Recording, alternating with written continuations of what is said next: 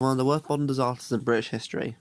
On the 14th of June 2017, Grenfell Tower was engulfed in a major fire that cost the lives of over 72 people.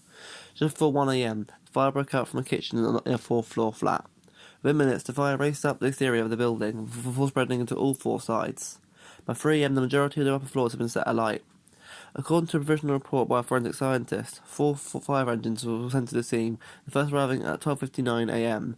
The first fire crew entered the affected flat at 1:07 a.m., which was approximately timed by a imaging camera. To get an understanding of what they were thinking that night, I spoke to a local firefighter from Southampton who works at a station in Isleworth, West London. He tried to me how he felt mentally during the dramatic events of that chaotic night.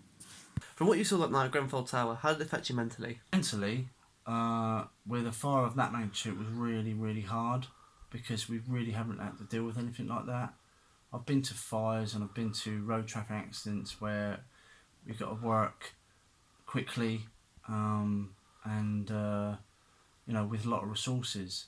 With a fire of that magnitude, we just had to do as best we could and deal with everything that was going on as best we can, really. Dealing with it was more afterwards, so post-event, that's when we had to deal with it, really. The inquiry report into the Grenfell Tower tragedy found that cladding on the tower block was the ultimate cause to how the fire spread so quickly.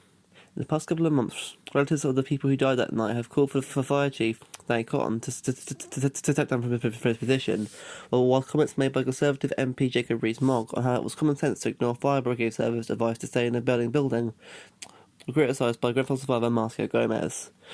With its response to the fire being heavily criticised, I asked Mr Hiscock for his opinion on the inquiry report and the criticism surrounding the London Fire Brigade. What is your opinion on the recent inquiry report on the Fire Brigade at Grenfell that night? I've read the inquiry and I don't agree with it. My opinion is that we tried our best. The stay put policy would have worked, as a fire in a compartment dedicates that a stay put policy does work. We didn't precedent the fire to take hold as bad as it did, and by the time we could have implemented anything, the fire was just too bad and it would cause devastation on the stairs. So we did all we could with what we can see. The next phase of the Grenfell inquiry is set to start in the new year. The controversy started around the methods used by the London Fire Brigade continue to be scrutinised by government officials and individuals who have survived the inferno. What cannot be denied is the bravery of those men and women who give their lives to help save others. Luke Hiscock, News Online.